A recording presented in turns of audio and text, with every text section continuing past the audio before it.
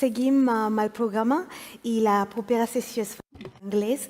Y please, I would like... Seguimos con el programa. La próxima sesión o la sesión actual será en inglés. Voy a invitar a subir al estrado a Gorsev Aguinus, directora de formación y proyectos de la Unión de Municipios de Mármara, y a Giulio Quagliotto, antiguo director de Innovación Estratégica en el Programa de Desarrollo de Naciones Unidas. Actualmente trabaja en la Universidad Global de Londres. En esta sesión hablaremos de las experiencias prácticas cuando se implanta la IA.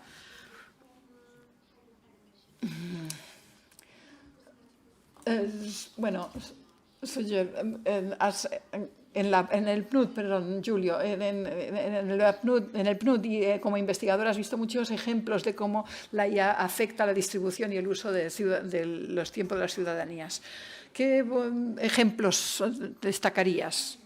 Bueno, voy a compartir aquí algo. ¿Cuántos de ustedes piensan hoy que las administraciones públicas o las empresas del sector público que desarrollan algoritmos están pensando en los usos del tiempo tal como los definimos actualmente? Gracias. Bueno, los organizadores me han asignado esta difícil tarea de buscar ejemplos y la verdad es que para mí ha sido todo un reto. No se preocupen, que hablaremos de ello en un momento, pero el argumento fundamental que les quiero plantear es el siguiente. La intención de despliegue actual de la IA a menudo es distinta o incluso contraria a la idea de los usos del tiempo que estamos hablando aquí. Y, por lo tanto, lo que estamos intentando hacer es adaptar algo diseñado para otra cosa para el uso de la inteligencia artificial. Bueno, seguro que muchos conocen este meme que circula por Internet. Quiero que la IA me haga la colada y me friegue los platos para que yo pueda dedicarme al arte y a escribir. Y lo que está pasando es exactamente lo contrario. O sea, que la intención no es lo que hay. Si hablamos de intención, pues es interesante ver cómo se está utilizando la IA en las ciudades. Me gustaría mucho conocer la experiencia de ustedes, pero el discurso de la eficiencia suele ser el que se impone y eso suele tener consecuencias que no se esperaban. Por ejemplo, el trabajo social y el control de las prestaciones. En muchas ciudades se está utilizando o queriendo utilizar la IA para asignar prestaciones sociales. Ha habido escándalos en Australia, en Ámsterdam, en el Reino Unido. Se ha visto una y otra vez que los algoritmos discriminan. ¿Por qué? ¿Por qué les resulta tan difícil todo esto a las ciudades? Bueno, yo les diré que la intención aquí, sí, teóricamente es la eficiencia. ¿Quién no quiere ser eficiencia? Liberar el tiempo de los funcionarios, liberar el tiempo de la ciudadanía, vamos, eso en Italia fundamental. Pero la intención fundamental de estas herramientas es que algunos ciudadanos que están jugando con el sistema y están recibiendo prestaciones que no deberían, no deben recibirlas. Y, por lo tanto, para eso se aplica la inteligencia artificial. Y no estoy en contra de este objetivo, pero no he encontrado ni un solo ejemplo, corríjanme si me equivoco, de ciudades que hayan dicho: yo he desarrollado algoritmos para que las personas que deberían recibir las prestaciones las reciban. Y eso requiere una tecnología muy distinta, una intención muy distinta, una forma muy distinta de recabar datos y una infraestructura muy distinta. Y aquí un ejemplo, por ejemplo, que pude encontrar fue de la época de la COVID. Un excelente ejemplo de Togo, de África.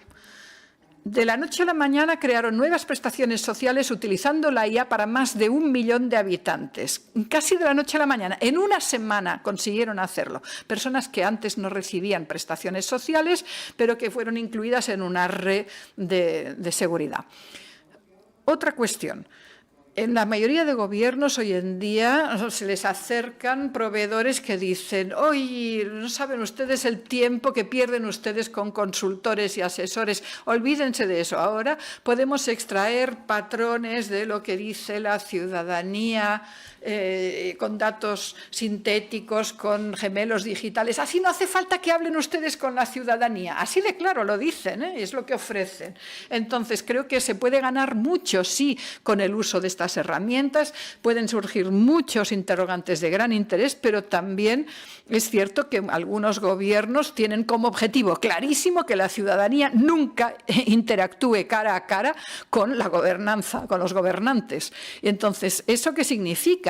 Como ciudadano, una vez que sabes que la participación en las consultas online ya resulta difícil hoy en día, en el momento en que sea un algoritmo el que analice tus aportaciones, ¿vas a dedicar más esfuerzos o menos a responder a la consulta de la administración pública? Es interesante. Algunos ejemplos. En Sudáfrica, por ejemplo, actualmente hay una contrapropuesta al gobierno, en el sentido de que sí, vamos a utilizar las herramientas digitales, pero lo que vamos a hacer es empoderar a la ciudadanía para interpretar los relatos por sí solos, de forma que tengan todos los conocimientos epistémicos, pero puedan interpretar ellos, y esto se va a destacar de una forma muy distinta. Último ejemplo, el de la movilidad. Por ejemplo, saben ustedes que todos queremos pues conseguir llegar más rápido al trabajo, pasar menos tiempo en el desplazamiento al trabajo, vale, pero hay personas que están intentando reformular esto, es decir, en el transporte informal en muchos países del mundo. Los planificadores urbanísticos, los urbanistas, consideran que eso es como una maldición. Los tok-toks y demás, el transporte informal se considera lo peor. Pero en el MIT hay un atlas de transportes informales que intenta tratar a las personas que utilizan estas rutas y que gestionan estas rutas de transporte como fuente de inteligencia. ¿Por qué? Porque conocen la ciudad mejor que los urbanistas. Y de hecho se ha demostrado, gracias a la IA, que las rutas de los transportes informales suelen ser más eficientes y más útiles que las rutas de los urbanistas. Y hay una organización que se llama Transfer for Hire que da a las ciudades la posibilidad de entender este sector informal de mejor manera y como una fuente de información. ¿Cómo podemos hacerlo? Con la misma tecnología, pero con una intención completamente distinta. La intención es acudir a los expertos, a quien tiene el conocimiento. Y quisiera terminar con una última idea. La intención se traduce en la tecnología que utilizamos, pero también en los datos, la infraestructura y cómo recopilamos los datos. En Argentina hay un colectivo que tomo como ejemplo, un colectivo de agricultores que quieren ser lo contrario a una plataforma comercial. Tienen sus datos y en vez de utilizar algoritmos que promueven lo más barato o lo con mayor puntuación, utilizan un sistema de valoración en base a la sostenibilidad. Y me resulta muy interesante porque tuvieron que hacer una formación para los desarrolladores de software porque no sabían utilizar un algoritmo que no fuera con el objetivo de dar con quien tuviera una mejor puntuación o el mejor precio. Es decir, contrataron a gente que venía de las plataformas comerciales y les tuvieron que proporcionar una formación adicional para que supieran trabajar con el mismo algoritmo, pero con un objetivo distinto. Por lo tanto, la misma tecnología, pero con objetivos distintos. Y no sé si tendréis algún ejemplo. Si es así, me encantará escucharlo porque yo no encontré ningún ejemplo. Muchas gracias, Julio. Entre los ejemplos que acabas de comentar, ¿cuál crees que tiene más potencial para ampliarse a un uso global y cuál es la clave de su éxito? Esta palabra de escalar, ampliar el uso es interesante. Podríamos tener un debate paralelo. Pero para responder a tu pregunta, creo que En el transporte y la movilidad, dado que es una cuestión tan importante y que tenemos ahora herramientas a nuestro alcance que antes no teníamos, podemos entender el transporte informal mejor. El transporte informal es inmediato. Por lo tanto, se me generan más preguntas. Podemos, por ejemplo, ver la ruta más rápida para una mujer embarazada para llegar al hospital, algo que es un problema para la mortalidad de las mujeres embarazadas en muchos países.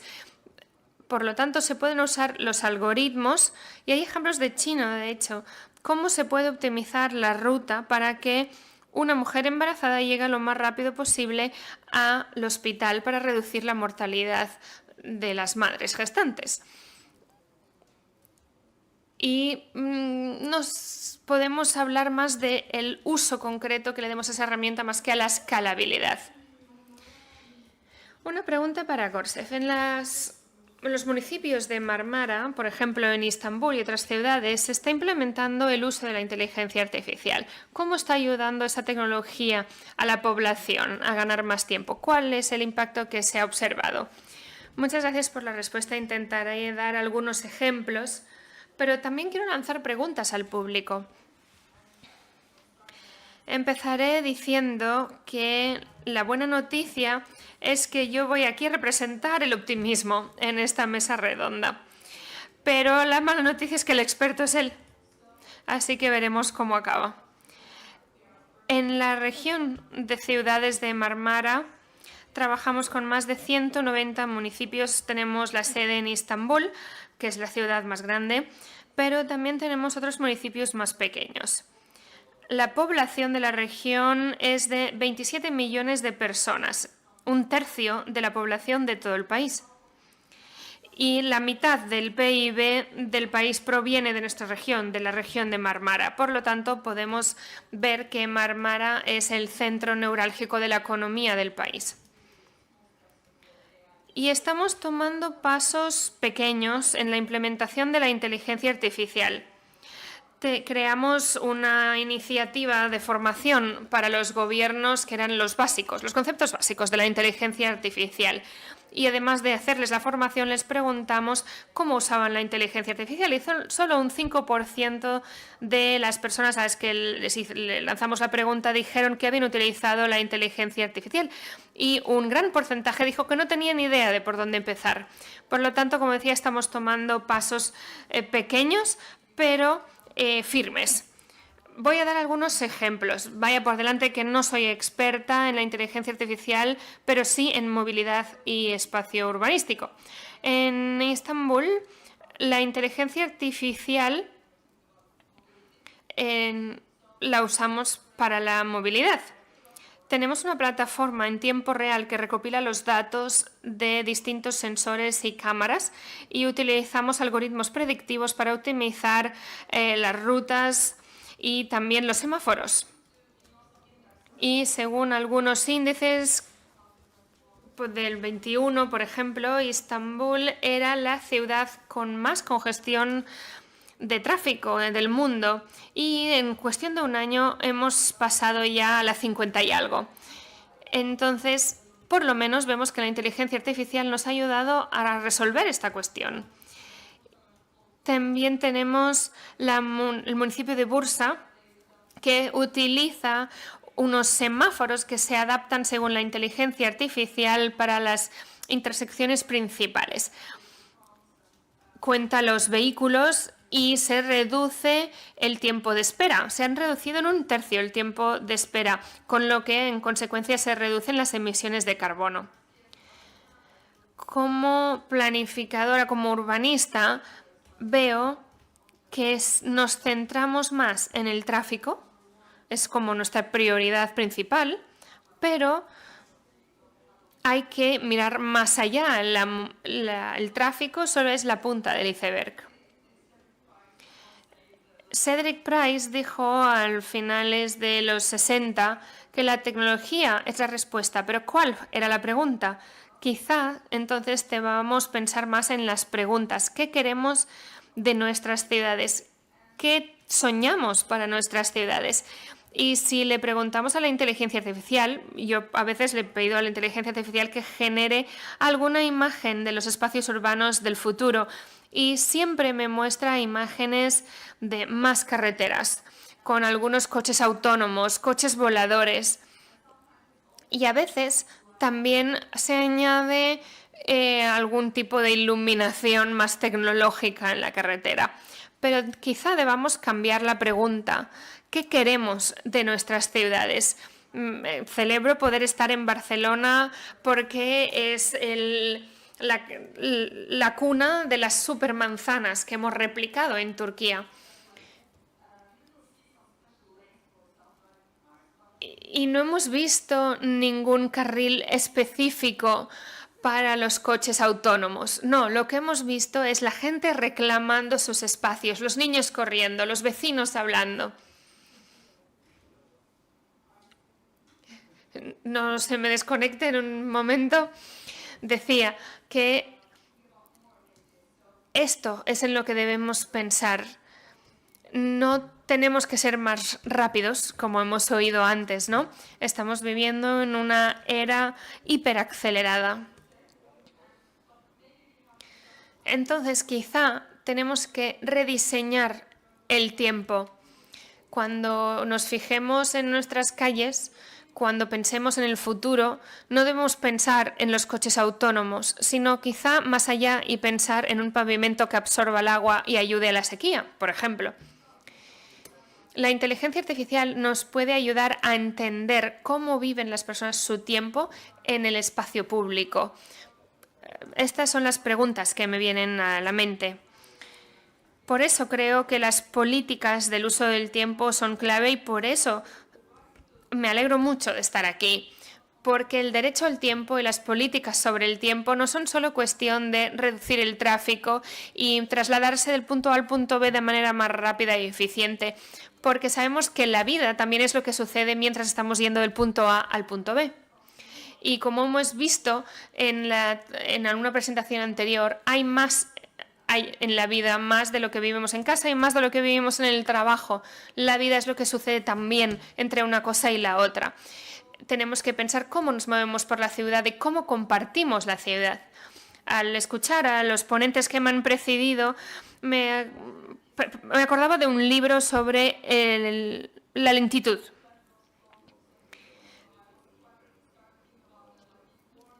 Y me hacía pensar como en un mundo tan acelerado y la inteligencia artificial está aprendiendo de nosotros. Por lo tanto, la inteligencia artificial está aprendiendo esa aceleración.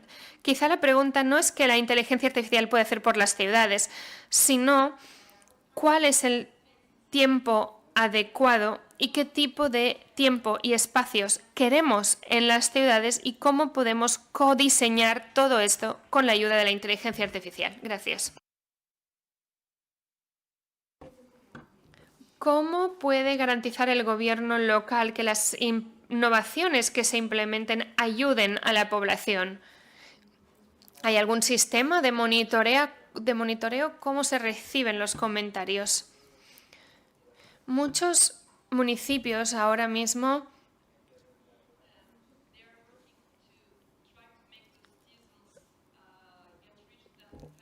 trabajan para llegar más rápido a los ciudadanos con la ayuda de la inteligencia artificial. Para los servicios urbanos, por ejemplo. Pero repito que la pregunta, a veces pensando en las ciudades inteligentes que son ahora como este concepto sexy, pero a veces la herramienta nos puede ayudar a solucionar los retos, a obtener las respuestas, pero lo que nos falta es la participación ciudadana y tenemos que trabajar en ello. Muchas gracias. Ahora me gustaría abrir el turno de preguntas del público. Pueden levantar la mano. Bien, pues entonces estamos al final de esta sesión. Muchísimas gracias a Julio y Gorsef.